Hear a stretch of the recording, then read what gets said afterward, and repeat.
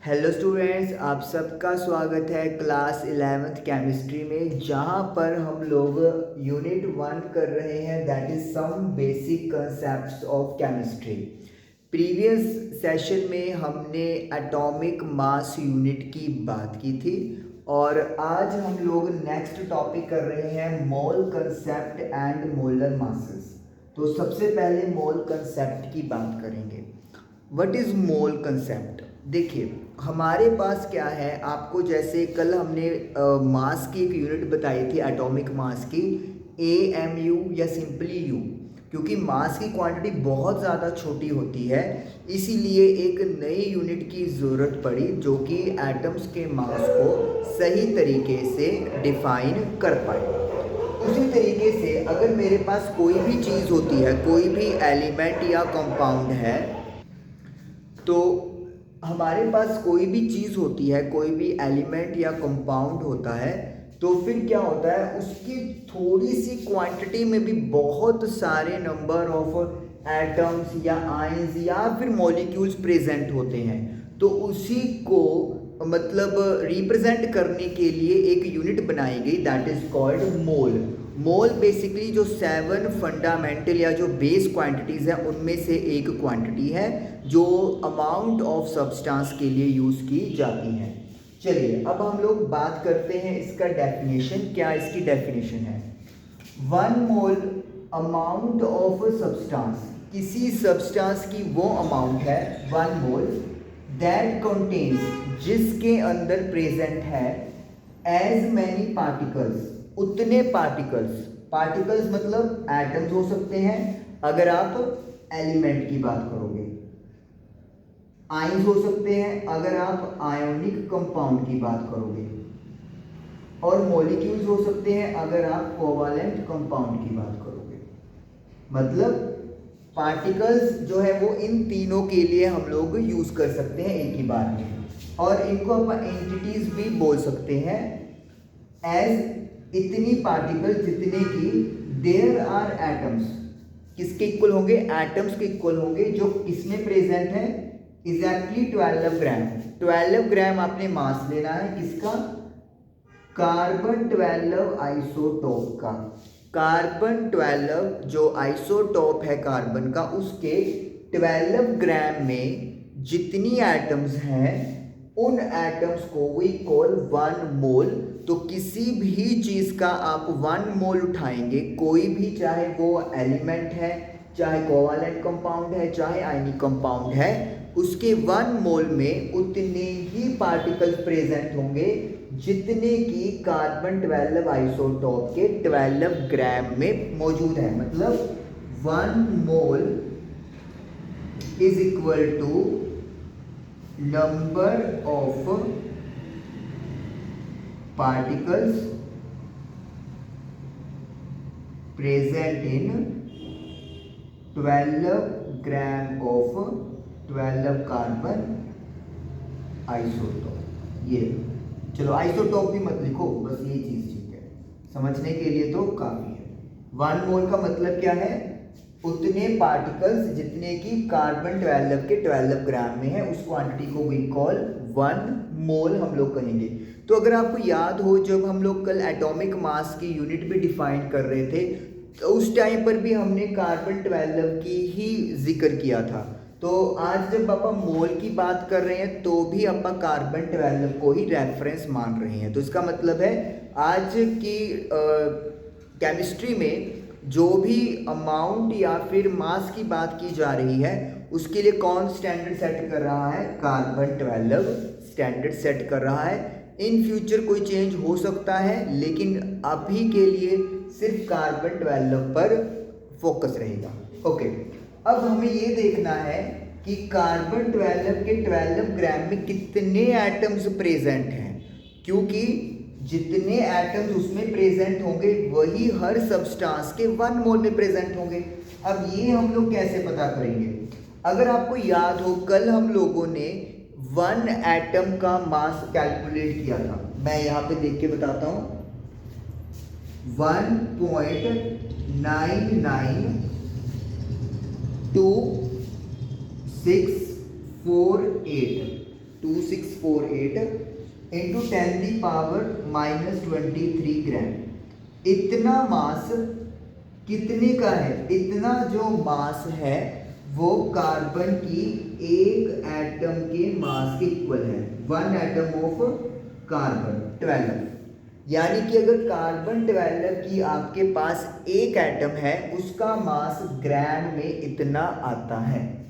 अगर मुझे 1 ग्राम में फाइंड करना हो तो क्या प्रोसेस रहेगा? इस क्वांटिटी को 1 के नीचे ले जाएंगे। 1.992648 10⁻⁻23 इतनी एटम्स हो गई। 1 ग्राम में इतनी एटम्स हैं। बाय डेफिनेशन कितने में चेक करना है मुझे? 12 ग्राम में। डेफिनेशन अगर मुझे मोल की स्पेसिफाई करनी है तो कार्बन 12 का 12 ग्राम चाहिए। तो व्हाट विल आई डू? मैं इस क्वांटिटी को 12 से मल्टीप्लाई कर दूंगा। 1.992648 इंटू 10⁻⁻23 तो मल्टीप्लाई बाय 12। ये मेरा सॉल्व करके 10⁻⁻23 ऊपर जाके प्लस हो जाएगा। तो मैं आपको सिंपली बता देता हूँ कैलकुलेशन राउंड वगैरह करके 6.022 इंटू 10⁻23 एटम्स बन जाएगा ऑफ 12 कार्बन 12। तो यानी कि कार्बन 12 के 12 ग्राम्स में इतने एटम्स प्रेजेंट हैं। तो what we can say? By definition 1 mole में 6.022 इंटू 10⁻23 पार्टिकल्स लिख लें। Why particles? क्योंकि अगर मेरे पास कोई एलिमेंट है तो उसके लिए एटम्स यूज करेंगे शब्द। अगर आयनिक कंपाउंड है तो आयंस यूज करते हैं, और अगर कोवालेंट कंपाउंड है तो मॉलिक्यूल्स यूज करते हैं। तो 1 मोल में इतने पार्टिकल्स प्रेजेंट होंगे। आप कोई भी दुनिया में चीज उठा लो, अगर आपके पास उसका 1 मोल अमाउंट है तो it will contain these many particles. ये चीज फिक्स है और इसको अवोगाड्रो कांस्टेंट बोलते हैं। एवोगाड्रो कांस्टेंट, एवोगाड्रो स्पेलिंग सही है, कांस्टेंट, यस। तो ये एक कांस्टेंट वैल्यू है, ना ये कम होने वाली है ना ये ज़्यादा होने वाली है। It is a fix value, ये एक फिक्स वैल्यू है और ये 1 मोल की क्वांटिटी है। अच्छा, मोल को जो है वो पूरा नाम तो MOL ही है, लेकिन अगर इसको सिंबॉलिक फॉर्म में लिखना हो SI यूनिट में तो MOL लिखते हैं। जैसे 5 मोल ऑफ वाटर सपोज कर लो तो MOLE को ड्रॉप कर देते हैं। जैसे अपा मीटर में अकेला M लिखते हैं, ओनली M, तो मोल के लिए कैसे रिप्रेजेंटेशन होगी? MOL रिप्रेजेंटेशन होगी। SI में MOL से रिप्रेजेंट करेंगे मोल, MOLE, जो अमाउंट ऑफ सब्सटेंस है। तो 1 मोल की कहानी आई होप क्लियर हो गई होगी कि कार्बन 12 उठाओ, उसका 12 ग्राम ले लो, उसमें जितनी एटम्स हैं वही एटम हर किसी चीज के 1 मोल में आपको मिलने वाली है। अब सपोज करो मेरे पास 1 मोल, थोड़ा सा क्लियर कर लें यहाँ पे,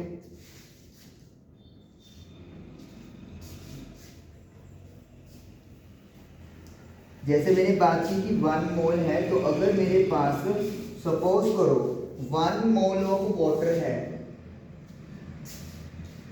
अगर सपोज करें 1 मोल ऑफ वाटर है तो उसके पास 6.022 इंटू 10⁻23 मॉलिक्यूल्स होंगे। अब पार्टिकल्स की को मैंने मॉलिक्यूल से रिप्लेस कर दिया। वाई? क्योंकि वाटर जो है वो एक कोवालेंट कंपाउंड है, तो इसमें जो पार्टिकल्स होंगे वो मॉलिक्यूल्स होंगे। अगर मैं बात करूं 1 mole of NaCl sodium chloride की, तो इसमें भी 6.022 इंटू 10⁻23। अब इसमें क्या होंगे? आयंस होंगे। Y ions? क्योंकि NaCl आपको पता है एक आयनिक कंपाउंड है, तो हम लोग आयंस लिख देंगे। अगर मैं 1 मोल ऑफ H हाइड्रोजन की बात करूं तो उसके पास भी 6.022 इंटू 10⁻23 23 एटम्स की बात होगी, क्योंकि अब मैंने H एलिमेंट लिया है, तो इस तरीके से ये आपके पार्टिकल्स अलग अलग तरीके से आपका यूज़ करते हैं। तो ये मोल की कहानी हमारे पास हो गई कि दुनिया में कोई भी चीज़ का आप 1 मोल उठा लो, number of particles will remain the same. ये तो होगी मोल की कहानी। अब एक मोलर मास की बात और करेंगे। चलिए मैं पहले इधर लिख दूं, फिर आपको क्लियर हो जाएगा कि अपन क्या कहने वाले हैं। मोलर मास, पहले मैं डेफिनेशन लिख देता हूं प्रॉपरली, फिर आपको एक्सप्लेन करूंगा। द मास, कोई भी बुक फॉलो करें लेकिन डेफिनेशन जो है वो प्रॉपर होनी चाहिए। रेफरेंस करें, एनसीईआरटी करें, इंटरनेट से करें, आपकी मर्जी है, लेकिन गलती नहीं करनी। The mass of 1 mole of a substance in grams is called molar mass। लो जी, बहुत इजी डेफिनेशन है। क्या कहा है इन्होंने कहा है 1 मोल का मास। देखिए हमने अभी पढ़ा कि 1 मोल में कितने पार्टिकल्स होते हैं, तो मतलब 1 मोल में इतने पार्टिकल्स का जो भी मास होगा ऑफ अ सब्सटेंस, मतलब कुछ भी हो सकता है, चाहे वो एलिमेंट है, चाहे कंपाउंड है, कोवैलेंट हो, चाहे आयोनिक हो, मर्जी है। तो इसका आप 1 मोल उठा लो, तो मतलब पार्टिकल्स तो पता लग गए सबके, लेकिन mass will not be same. तो वो मास क्या होगा, अगर ग्राम में आप कैलकुलेशन दे रहे हो, 1 मोल के मास की कैलकुलेशन अगर आप ग्राम्स के अंदर दे रहे हो, तो उसे यू कॉल मोलर मास। उसे आपका क्या बोलेंगे, मोलर मास बोलेंगे। तो इसका मतलब क्या हो गया कि अगर आपके पास कोई भी चीज़ है, इसको सिंपल वे में समझो, कोई भी चीज़ है, वाटर है सपोज कर लें, पानी, इसका आपके पास कितना क्वांटिटी है, 1 मोल है। तो 1 मोल तो फिक्स है, 1 मोल तो आप किसी का भी उठा लो, सपोज कर लो वाटर का उठाया तो इतने पार्टिकल्स होंगे या इतने मॉलिक्यूल्स होंगे, लेकिन इसका 1 मोल का मास अगर आप ग्राम में कैलकुलेट करते हैं ग्राम के अंदर, तो फिर उसे अपन मोलर मास बोलेंगे। जैसे अगर H2O की बात करें तो इसका मोलर मास कितना होगा, 2 + 16 18 ग्राम्स।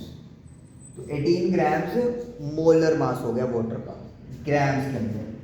अब देखिए अगर मैं यहाँ पे बात कर लूँ CH4 की, मीथेन, मीथेन का 1 मोल उठा लो, अगेन मीथेन के 1 मोल में सेम नंबर ऑफ पार्टिकल्स होंगे या मॉलिक्यूल्स होंगे, लेकिन अगर आप इसके मास की बात करोगे तो 12 + 4 दैट इज 16 ग्राम होगा।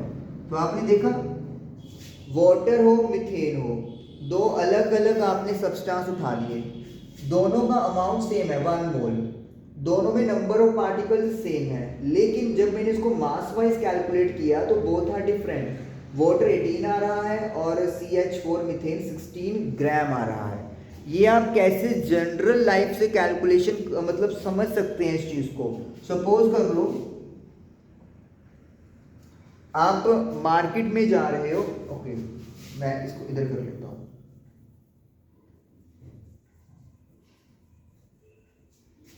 This is molar mass.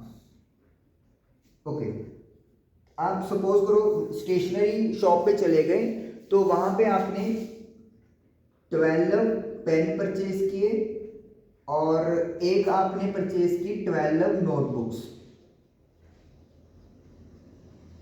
50 rupees each, 50 rupees each, यानी कि अच्छी खासी थी।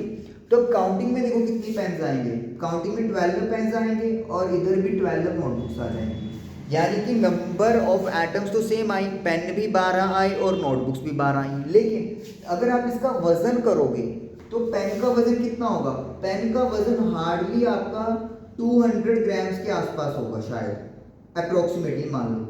टोटल 12 पेन्स का वजन कितना होगा, 200 ग्राम होगा। लेकिन अगर आप नोटबुक्स का वजन करोगे तो ये आराम से आपका अराउंड 2 kg के आसपास हो जाएगा। तो इसका मतलब क्या हुआ, अमाउंट तो सेम आया 12, लेकिन जब मैंने मास की बात कर ली तो बोथ वर डिफरेंट। तो वही कहानी यहाँ पे है, आप 1 मोल कोई भी चीज़ उठा लो दुनिया में, नंबर ऑफ पार्टिकल्स तो आपको सेम मिलेंगे, लेकिन जब आप उनका वजन लोगे they all will be different. और उसी 1 मोल में जितना अमाउंट ग्राम्स में शामिल होता है उसे मोलर मास कहते हैं। ये कहानी है आज की मोल कंसेप्ट एंड मोलर मासेस की। तो मोल वो अमाउंट है जो कि 12 ग्राम में प्रेजेंट है कार्बन 12 के में कितने नंबर ऑफ पार्टिकल्स 6.022 इंटू 10⁻23 जिसे एवोगैड्रो कांस्टेंट कहते हैं। और मोलर मास क्या है, उस 1 मोल किसी भी चीज़ के 1 मोल में कितना प्रेजेंट है मास ग्राम्स में उसे अपन मोलर मास कहते हैं। तो ये कहानी आज की यहीं पे ख़त्म करते हैं। आई जस्ट होप कि आपको समझ में आया होगा। Thank you for watching the video.